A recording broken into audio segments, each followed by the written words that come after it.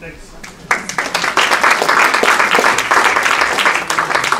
Thank you. I'm Michael Tobin, one of the board members of the Wellesley Conservation Council. Supported here with a few other board members. If you could stand up or raise your hands. Pete Jones, Judy and Nancy and John Spencer, Kevin Henry there in the back. Joan. And Joan. Thank you. The Wellesley Conservation Council, if you don't know, is Wellesley's land trust.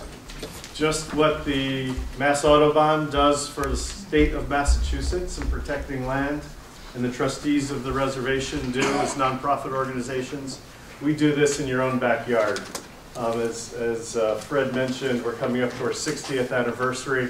We are only supported by membership dollars and donations. And so we really count on you to keep advocating for open space in Wellesley. We have 14 sanctuaries and easements that are open to the public. Information about them is on our website. We have been doing a number of activities to help get more folks involved, walking across our properties with the Wellesley Trails. We recently just had hot cider and donuts at Crunk's, which is a great little pocket park that everyone should go visit with your kids and grandkids as well. We have been doing aerial photography and using a drone to photograph and do video of our sanctuaries. And you can find those on our website, wellesleyconservation.org. And so this past year we've also had activities like we started up a eco camp for middle schoolers. We had 20 middle schoolers out in fishing in our lakes and exploring our open lands, understanding the water conservation at Morse's Pond this past summer. And we'll be looking to renew that program this past year. We have spring bird walks, 5 weekends in the spring, and so we're really renewing the organization and the activities and want you all to be exploring the outdoors. As you may have seen with one of our publications, Walks in Wellesley, helps you navigate both our own lands as well as the town open space, 22 walks. This makes a great stocking stuffer as well. You can find it at Wellesley Books right in town. So with that, we are fortunate enough to have organizations like Mass Audubon and the Broadmoor Wildlife Sanctuary in our backyard as well. And fortunate enough to have one of their members and great speakers, Joy Marlzoff, tonight talking about what we can find in our backyard over the next few months. Also to thank you to the library who co-sponsored tonight's event.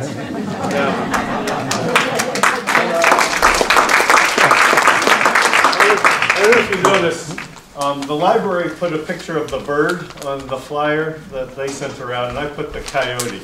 I thought we'd attract, you know, every kind of person.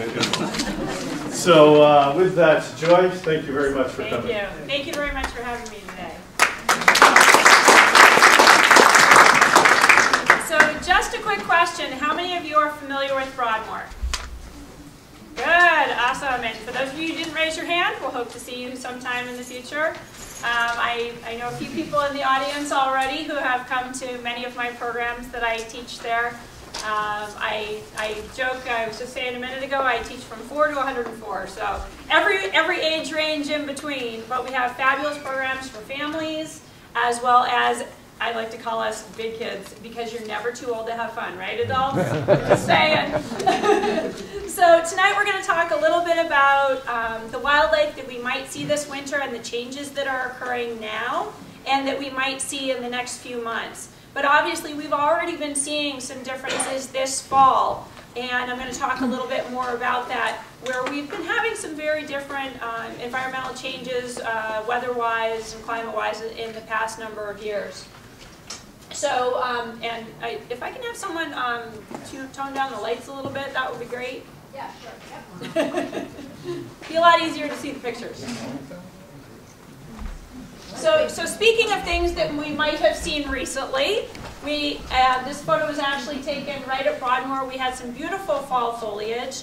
One of the things, even with the drought that we had last year, we had a little bit of drought this past late summer as well. because of the wildlife pond and our streams coming through, we do have some of the trees will still have beautiful foliage, even if other trees around the sanctuary might be under stress. You may have noticed this as well if you live near water, be it by Morse's Pond or closer to a stream or river.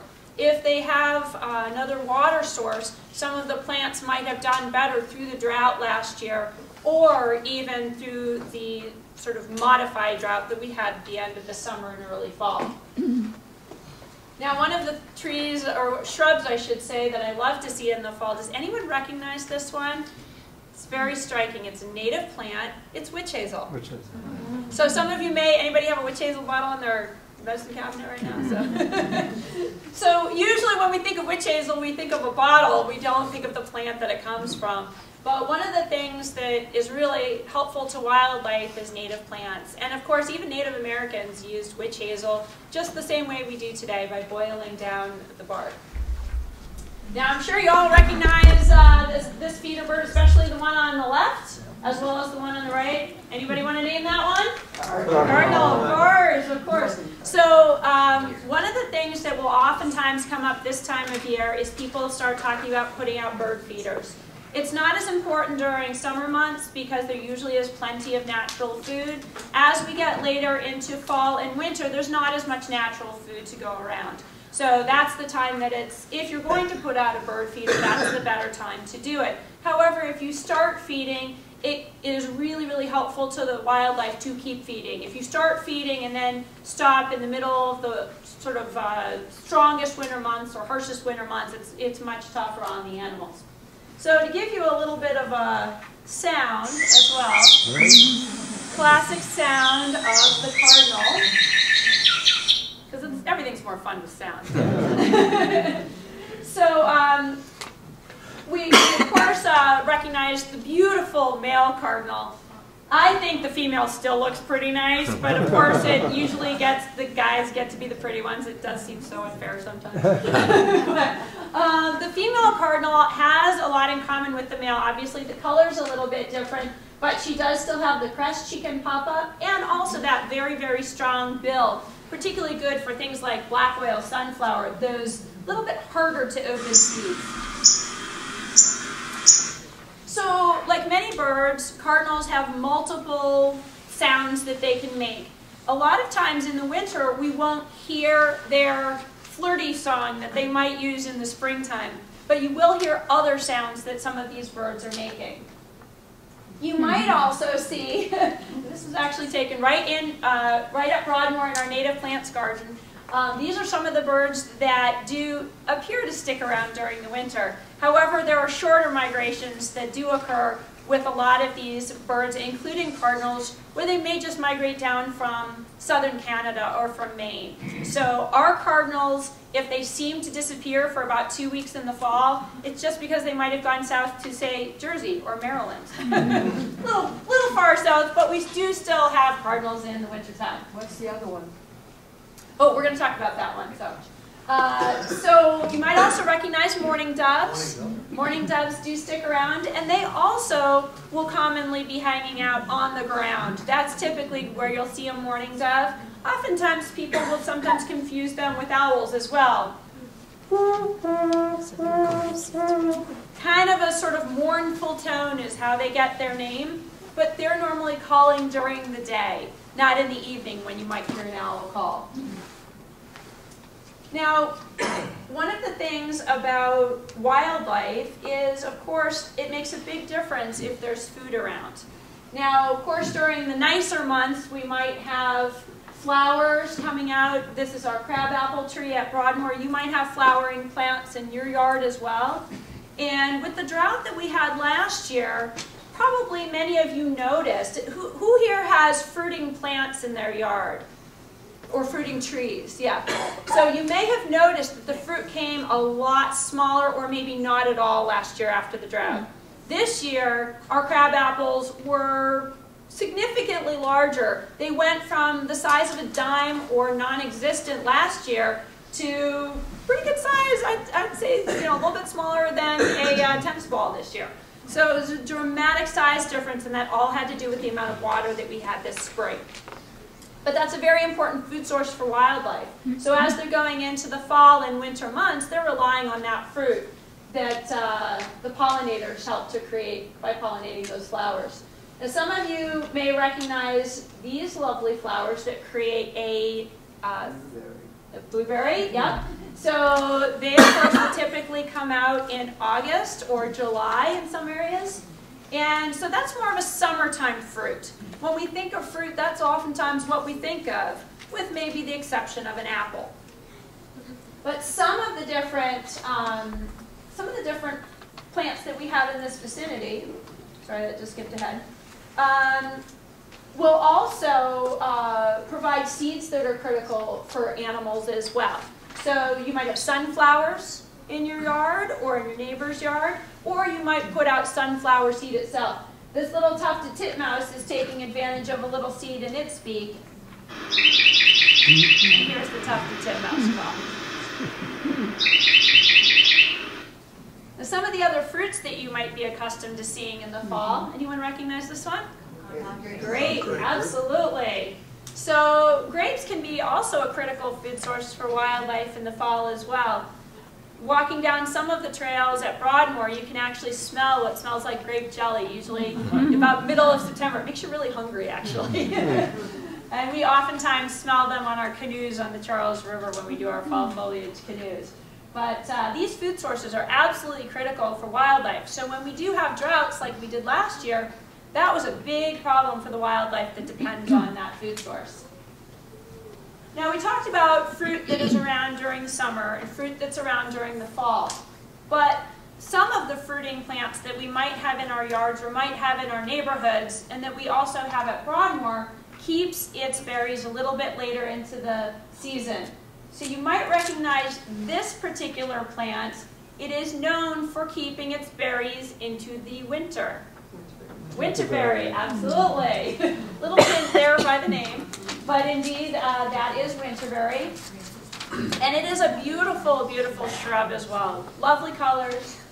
This is another plant that we have at Broadmoor called American cranberry. However, it's not the cranberries you're used to eating, especially around Thanksgiving and the holidays and such. It is a type of viburnum. But it does also keep its berries into the winter, as you can see in this picture. It also has beautiful, beautiful leaves, large leaves that have almost a maroon type color in the fall. So it really is a lovely shrub. It does get a little bit larger than the winterberry though. But these plants that hold on to those berries, as sometimes I tell the kids, it's not like the animals can go down the store to Roach Brothers. Doesn't work if you're a bird. You rely on just what's around you. So here's an example of going to Roach Brothers if you're a robin. Only you're going to the winterberry plant instead. So if you do have something like winterberry at your, on your property, what you might notice is one day you have tons and tons of berries, and the next day you have nothing. And you know, what happened? What happened? You probably had a large flock, maybe of robins come through, and just eat it all, and then go to the neighbors. So they are around, but you know, you may have more of these birds bunching up in the later fall and winter, where you might have seen more solitary birds like bluebirds and robins during the rest of the year. Now, of course, I know at least most of you recognize this one. This is our state bird, the black-capped chickadee. And chickadee-dee-dee, chickadee-dee-dee, the classic call. However, in the spring, they really throw us oftentimes for a loop because that's when they do their flirty call.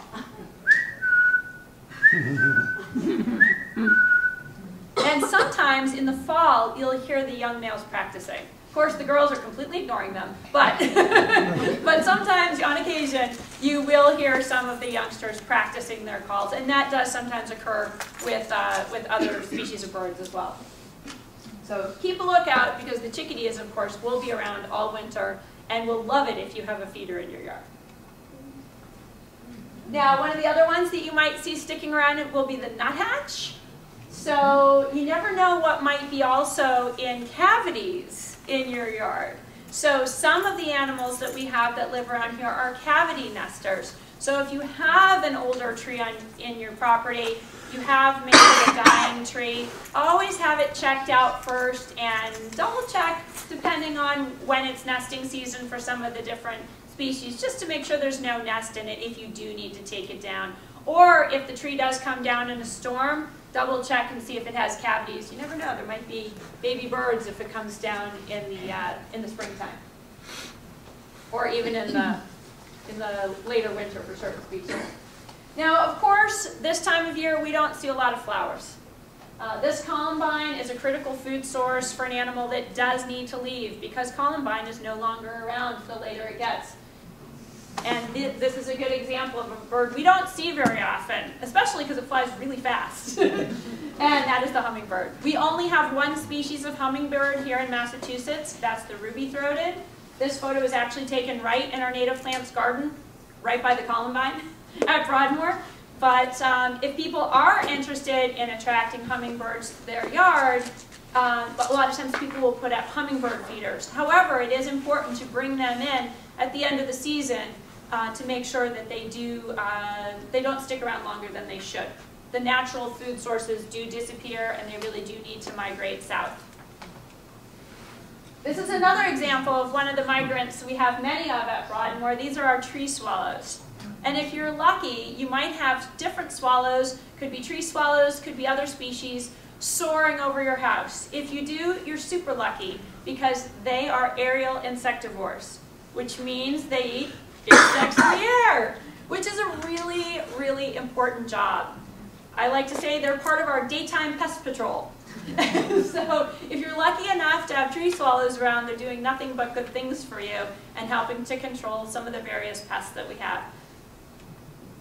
Now this is an example of an animal that does not migrate like the tree swallows do. Tree swallows left weeks and weeks and weeks ago. They had to go down south because that's where the insects are. They can't get insects in the air this time of year. All of our insects are either hibernating or have died for the season. If you're a junco, however, you came down here from the north. So not all migrants leave this area. Some actually come to this area for the winter. And dark-eyed juncos are a really good example of one of the pretty ones you might see. Has anyone seen juncos around their yard? Yay! Yep, they've been back for a couple weeks now. Although I think when we had a spell of hot weather, they were a little confused. So we also have, of course, a variety of woodpeckers in our area. We have everything from the downy, the hairy, the red belly, and suet is a great thing to attract them. So that's a really good food source. It's made with fat and seeds and fruit and all sorts of things like that. And that is a really great way for them to get through the winter with all those calories. Now sometimes they will go after regular seed and feeders, like in feeders designed for smaller finches as well.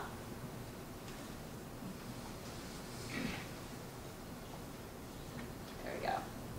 And I don't have a fall picture, but this gives you an idea of one of our larger woodpeckers. This is a pileated woodpecker, which is definitely one of our larger feeding, I know, right? Feeding babies during the season. This was actually a video taken at our Waseca sanctuary, which we manage out in Hopkinton. So we have many different woodpeckers around the area, and some of them have quite a personality. I know, they're funny. But, you know, sometimes some of these birds are rather underappreciated. Some of them are very flashy in different ways. Some of them are large. Sometimes we forget how pretty just a common goldfinch would be. But I always think the goldfinch is fun for another reason. It always makes me think they're saying something really important. Gossip at the feeder. You'll never believe what happened at the feeder this morning. Did you see so-and-so at the feeder? They always sound really, you know, like they're having a very important conversation. It's always very funny to listen to them. But of course, if you have a feeder out, that's also a great way to attract them to your yards. Now, some things we may see that changes between warmer months and colder months. A great example here is bluebird. Because bluebirds love to eat insects, especially during the summer months and maybe early fall months. But as it gets colder, of course, insects are not available any longer. And that's when they might start switching over to more berries. For example, winterberry. Now you might be seeing some of these in your yard. Now no complaining yet, because they do good things for us. But one of the cool things is they are a bird that is now rebounding. We actually didn't have so many turkeys for a long time. They are a success story. So one of the reasons why we are, of course, seeing more is because they have been pretty resilient. They are more comfortable coming a little bit closer to people, but before you start saying, oh no, there's turkeys in my yard, A, they can look really cool. Look at the iridescence. Look at the iridescence on their feathers. If you're lucky enough to have some shed feathers in your yard, you can actually pick them up and look at them under different light, and you can see the really neat iridescence of their feathers. But one of the really cool things about them is they're scratching for a reason. They're scratching to find acorns and other food sources, but that also includes insects in the leaf litter.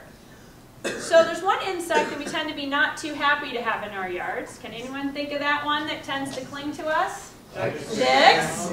So next time you see a tick in your yard, invite the neighborhood turkeys over, because they might just help you get rid of some of those ticks.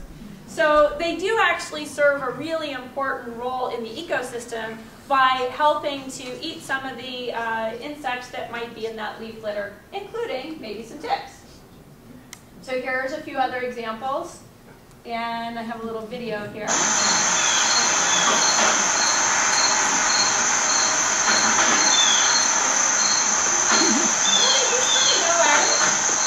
Looking for whatever grooming, and a lot of times they'll be coming through in larger flocks at certain times of the year, especially once the youngsters have grown up a bit. So if you might have a large group come through, it may be all females. In the springtime, you might see the males showing off for the females, although don't be surprised if the females just walk off and ignore them. I sometimes feel very sorry for the males then, but it's not uncommon to have a larger group. When the mothers have babies, that's a lot of the time when they'll stay in the woods and stay really tucked away because they're trying to protect the babies when they're that small. Now I'm sure you all recognize this one, blue jay. Now I remember as a kid growing up around here and spending time in Wellesley as a kid, blue jays were everywhere. They were like the gray squirrels, you know, it's just a blue jay. But they're not doing as well as they used to. You might notice there aren't as many blue jays around as there used to be. And blue jays are amazingly important for a lot of the other wildlife in the forest too. They are the early warning system of the forest. A lot of times you'll hear those blue jays calling, warning, warning, giant predator on the trail. Then just look at yourself in a mirror and you'll know exactly who they're talking about. But it might also be something else, but oftentimes it's because a human's coming along and they're warning the rest of the animals around them that something big is coming. So here's another example of one of the cavity nesters that you might see. Does anybody recognize this woodpecker? Red belly. I know it's very confusing because it's their head that's red. I know, it's like, wait a minute, no, that doesn't seem to make sense. So not all of these animals, the blue jay is very aptly named, but not all of these animals do seem to have a logical name. So I always say, when in doubt, if you're not sure what it is, just take a picture of it. And there are great resources online and great books to figure out what you're actually seeing in your yard as well. So if you're lucky, you might also have one of these around. I like to call them part of nighttime pest patrol. So the great horned owl has a very classic call. And this is the time of year you should be listening for this one.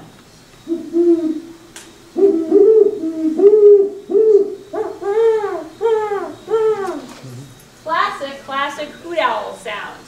Now, not all owls sound like that. Keep that in mind. Has anyone around here heard a great horned owl recently? Awesome.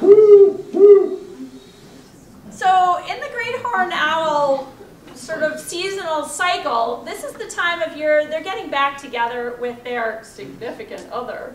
And they're getting ready to find a nest.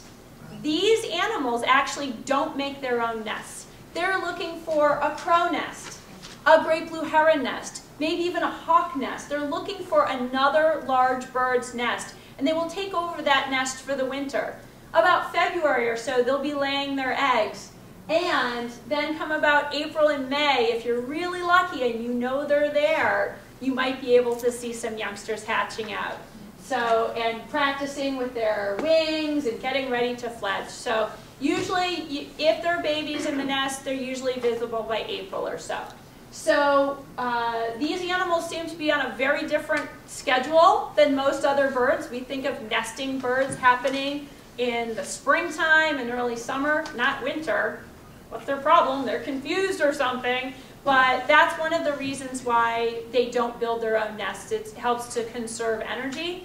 But the parents both help to feed the babies. It's a really important sort of co-parenting relationship. And that's how they're able to raise their young to the point that they can actually fledge. Now there's another owl in this vicinity called the screech owl. And it's very confusing because we've had more than a few comments. I'm sure there's no horse in my yard, yet this is what I keep hearing. I know there's not a pony in my yard. I'm not sure what is going on.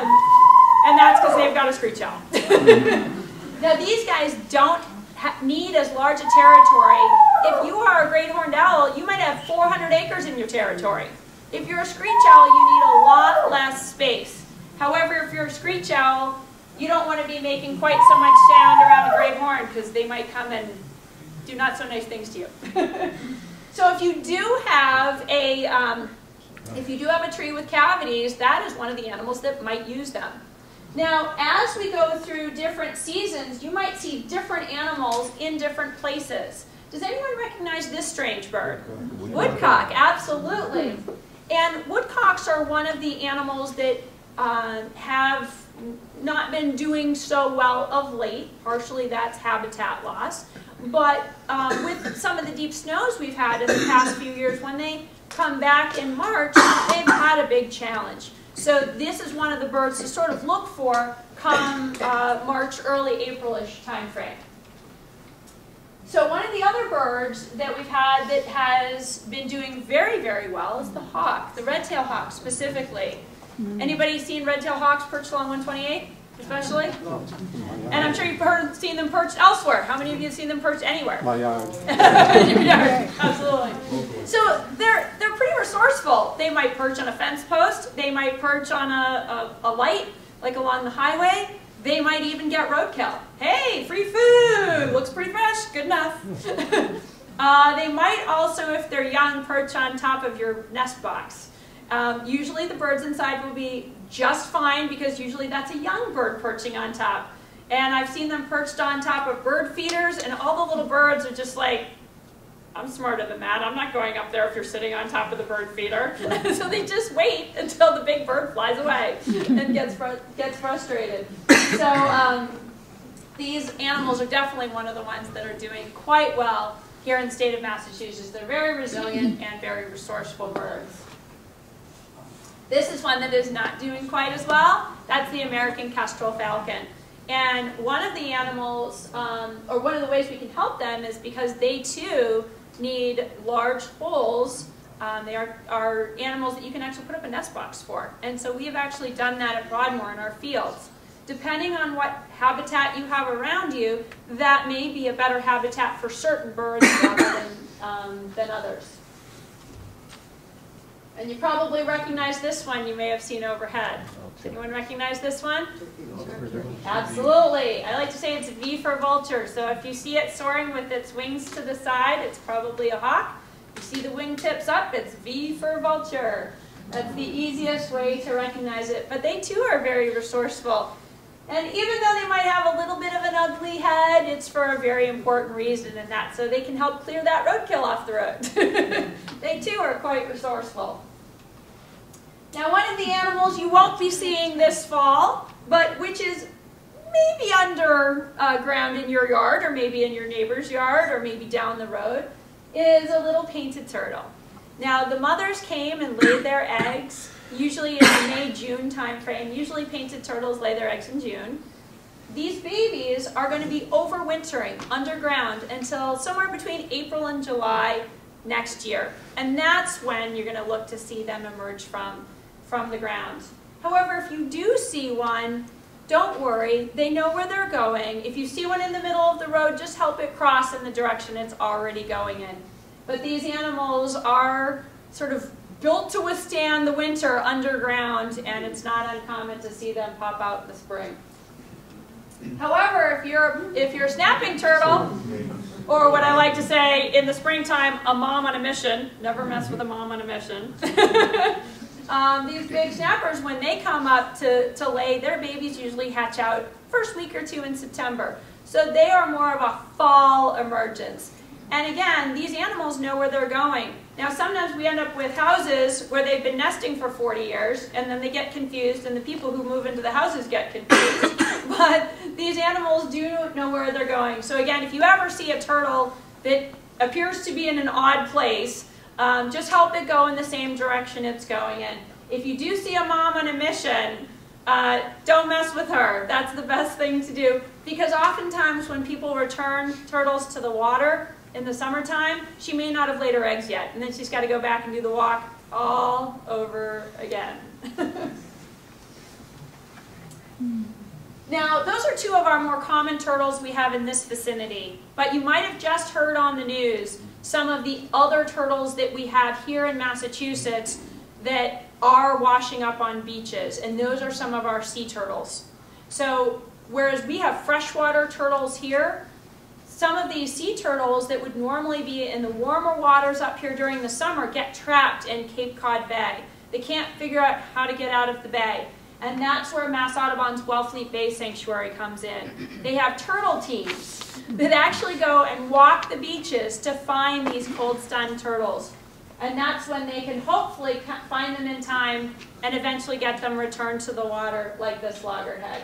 So there are different ways that we can help some of our local wildlife by either just letting it be or by helping our sea turtles. In fact, one of the things that we do when we do children's birthday parties at Broadmoor, we always make sure they know we don't allow balloons. And we do try to teach everyone that balloons are for indoors only, because that is one of the most hazardous things, along with plastic bags, for ocean wildlife. But we do also find balloons in the Broadmoor marsh, which could lead to entanglement and other things like that. So if you do have young children in your family, I always try to encourage balloons are for indoors only, to make sure that they don't go up and eventually come down into any sort of habitat. And here's an example of one of our most ancient turtles, the leatherback. So these animals can easily be 1,200 pounds or more. Think horse size weight. It kind of puts it in a different perspective when we might have a 60-pound snapping turtle here, and you start talking about a big old leatherback that might weigh as much as a horse. Yes, I did say horse. And I wasn't talking small horse, I'm talking big horse. But anyway, these are some of the animals that you may be hearing about in the next month or two off the coast of Massachusetts. And of course, if you're very lucky and you do spend time in southern areas, you may hear about the babies hatching out. But all of our sea turtles are endangered throughout the world. We're very lucky here in Massachusetts that we do have these rehab facilities, especially with Wellfleet Bay, working to help save the cold-stunned turtles, and then they're actually brought to the New England Aquarium where they can be rehabbed and then eventually released, because this is the result of a lot of those rescues, having new baby turtles out there in the world. Now, some of the things that you won't see right now, but believe it or not, they are around in another form, are animals like our damselflies and our dragonflies, another form of daytime pest patrol. My favorite story I sometimes tell the kids is how I've been rescued by dragonflies. They usually look at me a little strangely, say, "No, you rescued the dragonfly, right?" "No, no, no, no. I've been rescued by dragonflies because especially some of our larger ones like to eat horseflies and deerflies. So the next time you see a big insect that wants to come eat you, hope you have dragonflies in your yard. Because you too might be rescued by a dragonfly at some point. These are the latest dragonflies of the season. This is a male ruby meadowhawk. This year, we had them to the beginning of November. First week of November. I've never seen them that late. Usually they're till about mid-October or so. But we're not going to see the bulk of our dragonflies in dragonfly form late in the season. These are some of the very few ones that you see. A few larger species of dragonfly do migrate. But this is how they survive the winter, in their larval stage. So if you see a dragonfly tapping its tail on the surface of the water, she's laying eggs. She's going to die. That's what happens. They don't survive the season. That beautiful ruby meadowhawk, after he contributes to the next generation, he's done. That's it. He's done. But he's got his offspring waiting in the marsh, waiting in our wildlife pond, waiting in Morse's pond, to come out in the spring. That's why in the spring you may have maybe 2 weeks when mosquitoes might be particularly annoying, because daytime pest patrol is not out yet. It takes a little bit longer for these guys to come out, but in the meantime, those dragonfly larvae, guess what they're also eating in the water? Mosquito larvae. So this is a really, really good reason to make sure that around your yards you're not using a lot of pesticides. Because the minute the dragonflies are exposed to pesticides, they can't help you anymore. And they do a lot of helping. If you come to Broadmoor, people are always bug spraying themselves upside down and sideways, spray all over the place. I never wear bug spray at Broadmoor. Guess who's eating all the bugs for me? I don't have to worry about it at all. The dragonflies are doing their job. Talking about insect eaters, bats, of course, as well, are a very, very important nighttime pest patrol. So they also do a good job for us, but this time of year is a little bit different. Many of our local bats head north to hibernate. As you may have heard, a lot of our bats are not doing well. Many of them are succumbing to white nose fungus, which is a big problem. So every time they're eating mosquitoes during the season that are exposed to pesticides, that's one more thing that they have to fight off as well. So it's a really big challenge for them to have a lot of the different hazards in the environment, in addition to some of the diseases that they're trying to fight.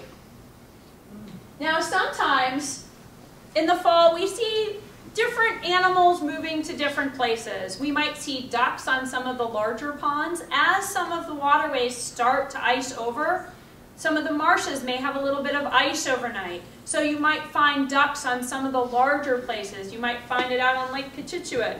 You might find them out on Morse's Pond, where they might have been in some of the more shallow water systems during the summer months.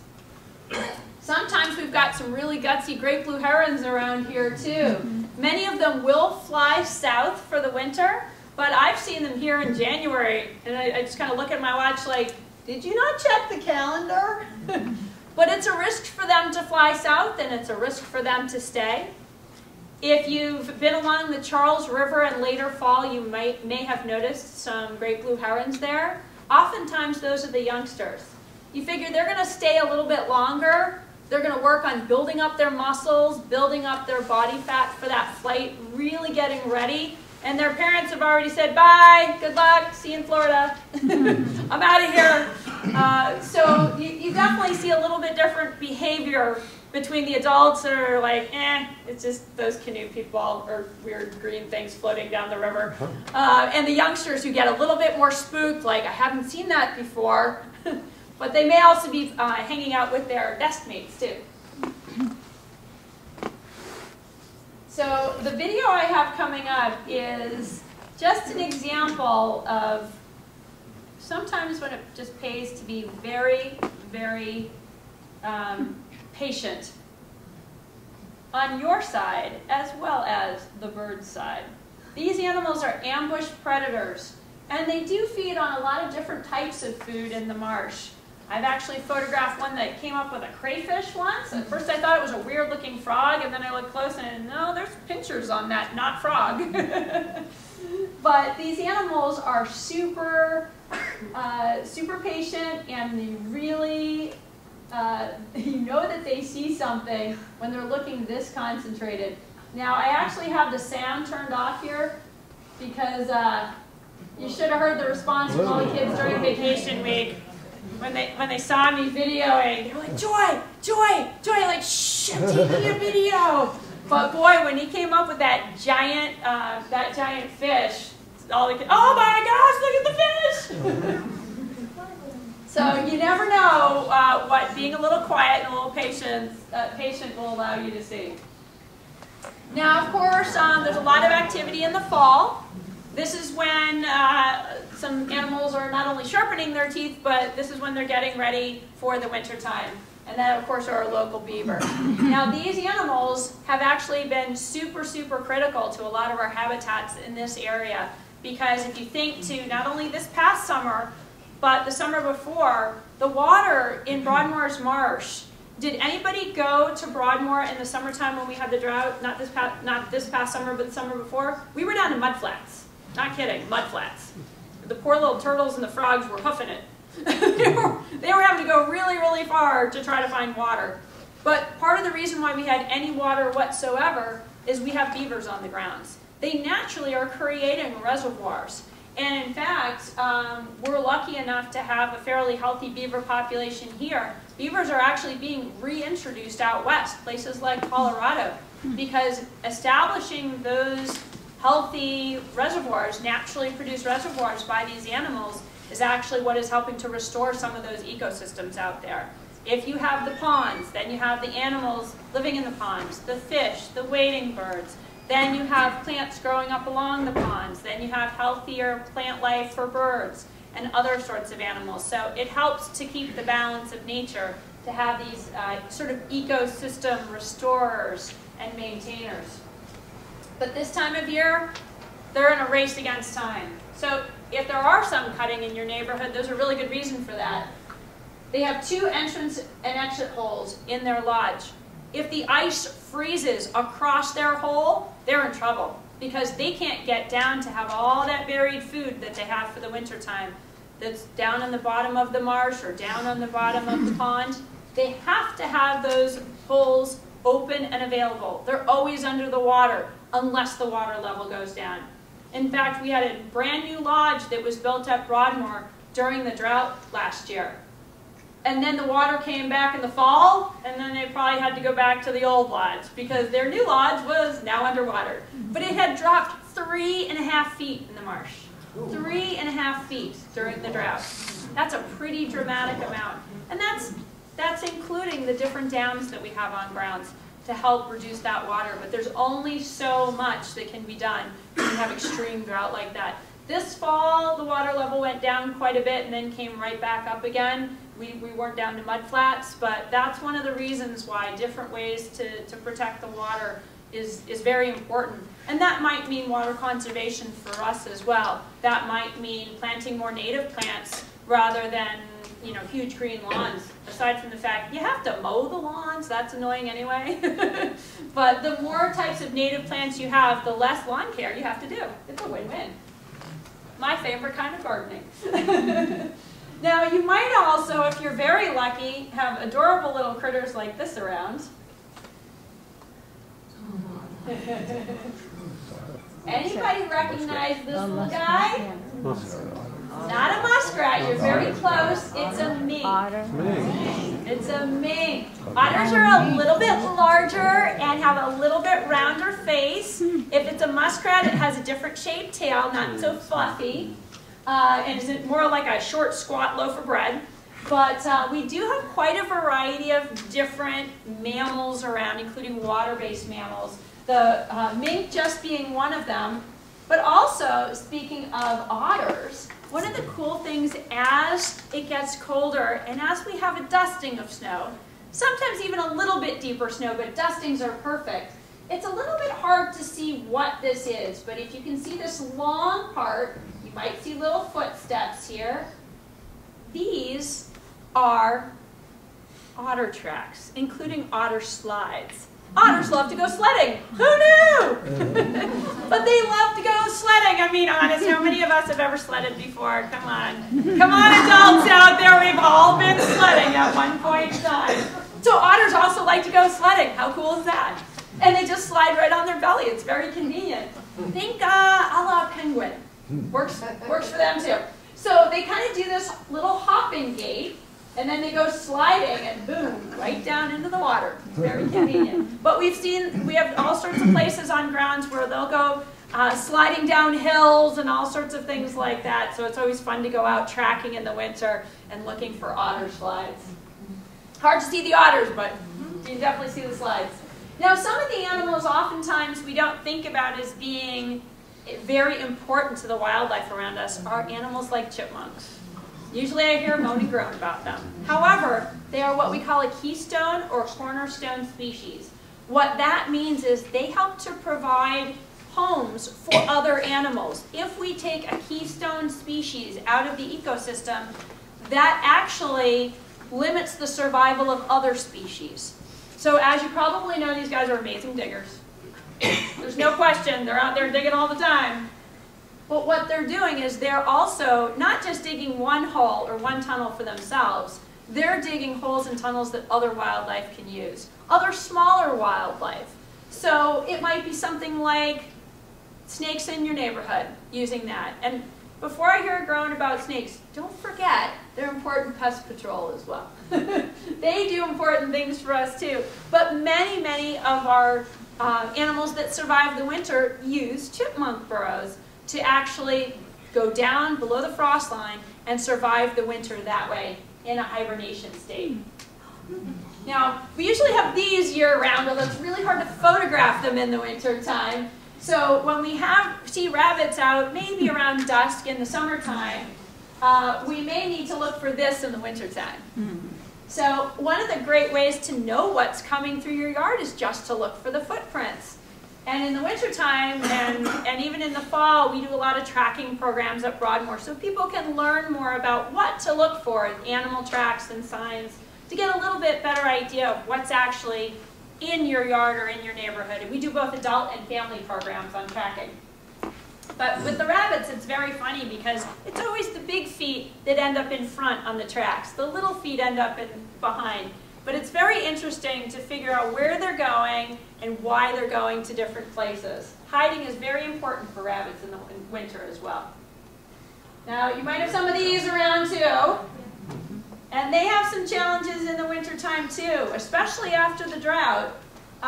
There were some big challenges with them finding food. You might have had more deer in your yard, especially if you had a garden, because there just wasn't enough natural food around for them. But in the wintertime, especially several years ago, does everybody remember the big snowstorm where we were all digging out to our eyeballs, and then there was another big snowstorm and we all had piles that were, taller than us around? So that was a really, really big challenge for these deer. In fact, it's a little bit hard to see. Here are typical deer footprints where they put their foot in and drag their toe on the way out. However, that year there were belly prints. The snow was so deep that unless you were the tallest of all bucks, and even then, they were leaping up to get out of the snow and landing all the way down and leaving belly prints. It was that tough a winter, not only for us, but also for the wildlife. And that was a good example of how tough it was for the deer that year. Now, I know this looks like some child put their little feet on, or little hands on the snow, but this is another kind of little animal that has little paws that look like little hands. These are raccoon tracks. They look a lot like little human prints, only much smaller. So you never know what's around, but looking for tracks is a great way to know actually what's coming through your yard. And depending on how much snow we get, if we get enough rain, you might also look for mud tracks, especially if you have water near your home. If you have a mud area or a beach area, you might look to see what's actually coming down to the water. Raccoons like to wash their food. They might also eat things like invertebrates. So if they can find something that might be near the water's edge, they might just be eating it right then and there. Now, sometimes when we think about this area, we forget what we used to have around here. Now, I grew up around here, and I never remembered seeing many canines when I was a kid. But in doing family history research, I found out that I descend from the Morses. Yeah, that's Morse's Pond and all that Morse stuff. But anyway, my ancestor actually ended up killing a bunch of wolves back in the 1600s. We used to have a lot of carnivores in this area. So it's my ancestors' fault, I know. But one of the things that has happened in the United States, starting in colonial times, is of course when the colonists came in, they had a lot of animals, farm animals, goats, sheep, cows, other animals that were in conflict with these predators. But what they didn't understand was the balance of nature. So in certain parts of the country, even today, we really are trying to fight for the rights of predators because it's forgotten that they're so important for keeping the balance of nature. If we have too many rabbits, it's because we don't have enough predators to help keep that in balance. If we have too many mosquitoes, it's because we don't have enough dragonflies and other predators to keep nature in balance. If we have too many mice, we might not have enough snakes to keep nature in balance. Everything is always a seesaw effect. We need the predators to keep everything else in balance. What sometimes we forgot about is some of them are pretty smart too. Some of them have adapted better to living with humans than others. But one of the things that we always recommend, and of course the MSPCA and Humane Society recommend as well, is to keep your cats inside. I actually lost a cat to being hit by a car, so I always tell people, keep your cats inside. There's too many other things out there that have nothing to do with animals that are threats to animals like cats or even small dogs. But the other thing is, if your cute, adorable little Fluffy goes outside and goes and rolls in the poison ivy, only you didn't know it, and comes back inside and you love little Fluffy, so you cut a little Fluffy, next thing you know, why am I itching everywhere? It really is in your best interest as well, because you never know between ticks and poison ivy and who knows what your cute little Fluffy might share with you that you don't want them to share with you. Now, little canines can be quite adorable as well. Little baby foxes are also very important aspects of nature, especially as they are very good ratters, rodent eaters. These animals are a great intermediary predator and animal that balances the ecosystem as well. They are very shy of people though. A lot of times you won't see them. You might see their tracks though coming through your yard. If you're very lucky, they'll have a circuit. My parents actually had one that came through at 7:35 every morning. You could almost set your watch to the fox coming through. And I do know a couple of the neighborhood squirrels disappeared under mysterious circumstances. Pretty sure it was fox related. But that is an important aspect to balancing nature, is having these key predators around. So oftentimes what we forget is we had all these animals here. But when we removed them, we forgot that this is a place they normally are supposed to be. So I always ask people, give them a chance. Many times when we're concerned about animals, we just don't understand what their jobs are. And every animal has a job, doesn't matter what it is.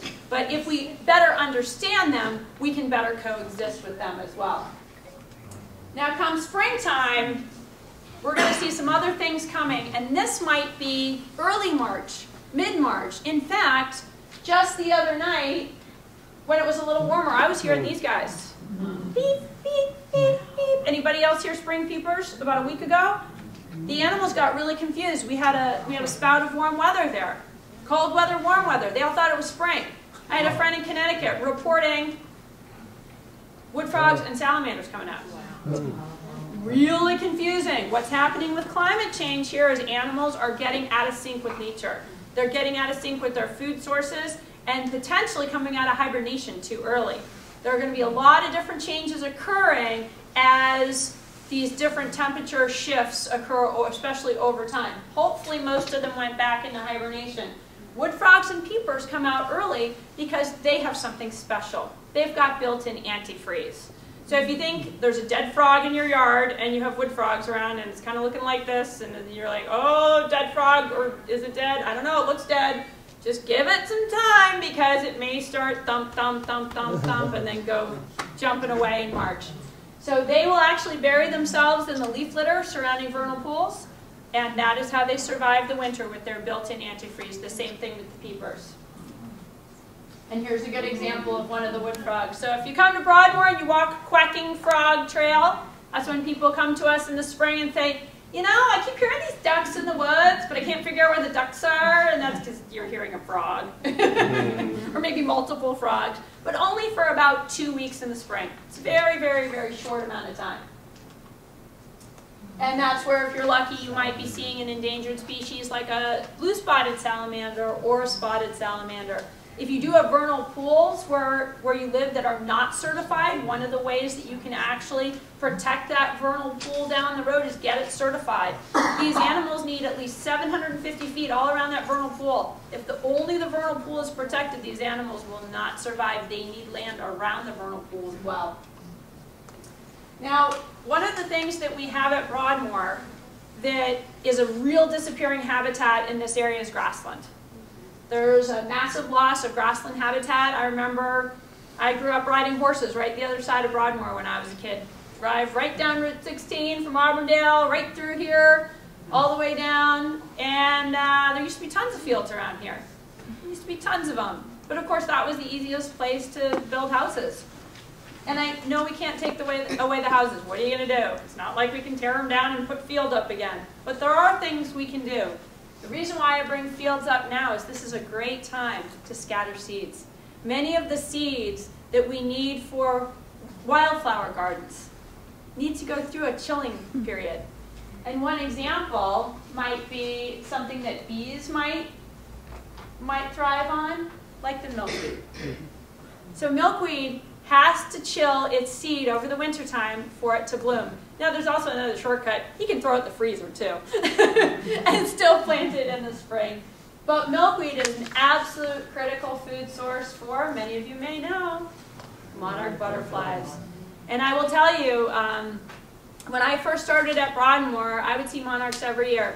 We actually went 4 years without seeing a monarch until this year, and I saw 3. And that was it. 3 monarchs all year. And one of the big challenges they have is lack of food source and the fact that they're not like a lot of other animals. They have to have milkweed. That's the only thing their caterpillars eat in the whole world. That's it, milkweed. No milkweed, no monarchs. But not only do they have to have milkweed here in Massachusetts, the monarchs that actually hatch out here are going to go through a very, very different cycle. They're going to actually go from here, maybe after nectaring on something like Joe Pyeweed, they're going to fly all the way down to Mexico. They're going to overwinter in Mexico. And then they're going to fly north. They're going to mate. They're going to lay eggs, and they're going to die. It's 3 generations, or maybe even 4, to get all the way back here to Massachusetts. So you know what that means? Every step of the way, they've got to find milkweed. In Florida, they've got to find milkweed. In the Gulf states, they've got to find milkweed. Every single step of the way. That may be one reason why we don't have as much in the way of monarchs up here. It may not just be that we are losing our milkweed, but that other states are losing their milkweed and the path for the monarchs to get back to us. But it is really cool when they do come back. And there are other ways to help them out, and that is by planting nectaring flowers for them too. The last number of years, our milkweed flowers have been out of sync with the monarchs. They've been flowered and done long before the monarchs ever get back here. But plants like Joe Pyeweed are also an attractant, and other flowers as well. So there are other ways to get food sources for some of these butterflies. Some of the other cool ones, anybody recognize this caterpillar? Anybody have parsley in their yard?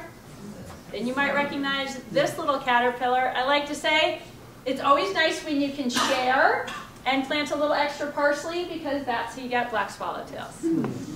So one of the things to keep in mind is where we can't recreate all of the habitat that we've lost, sometimes we can just do a little bit in our own yards. It might be planting a winterberry bush. It might be checking the tree before we take it down. If we think the tree is diseased, of course we don't want it falling on our houses, but maybe checking to see if there's something in that cavity. Maybe the animal could be rescued first if there's baby birds in there. Or if it falls down, maybe check the tree first.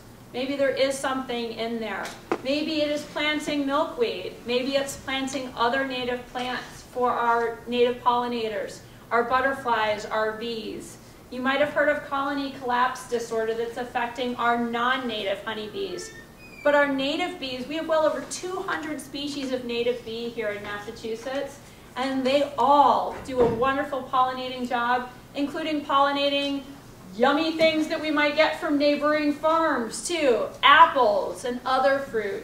So all the little things that we can do, like trying to restrict or eliminate the pesticides that we use in our yards, can all help to make a huge difference with the wildlife that's out there, maybe even feeding the birds a little bit this winter as well.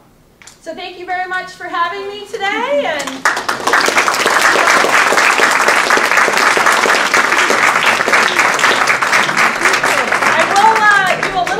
if you'd like to stay up to date on the programs we have at Broadmoor, you can go to our website and check out our programs or sign up for our e-news. We have a lot of short kid programs and taller kid programs, if you get my meaning. Time for 2 questions. What do our squirrels do in winter? We have about 7 dozen or more squirrels in a big tree. All summer in spring, and now we got maybe one stick its head out of the hole every once in a while, and that's it. Yeah, so I mean, if it's bad weather, they'll hunker down, absolutely. But if it warms up a little bit, you might see chipmunks coming out for a little bit, and then you don't see them during the cold spell. They'll hunker down for the season. Kind of like I felt like doing the other day with the cover and go home. Like, where's my warm blanket? But they are very resourceful, and that's one of the reasons why a lot of these rodents are hiding food, because they do know when it gets really cold, it's just easier to tuck in, and plus, nice fluffy tail. One other question. How do turkeys survive the winter? They hunker down somewhere up in a tree? Yeah, well, turkeys will oftentimes go up into trees to roost for the evening. There are different places where they might be able to, in a storm, find some other sort of shelter, but a lot of times you'll see them more in bands because there's safety in number too. But there are a lot of places where animals can get shelter, sometimes in a lot of the evergreens that have thicker branch systems. That's where you'll see them. And also, if you just think about when the snow's falling and the snow sticks to the evergreens, it's almost like a little umbrella, nature's umbrella. So a lot of the different animals, it depends on the exact weather conditions, and this fall has already been a little weird. Can you stick around for a few minutes? Absolutely. If anybody else has questions later, feel free to come on up. We're very lucky to have Joy and Broadmoor in the back. Hope to see you, Broadmoor. I think I walked there, but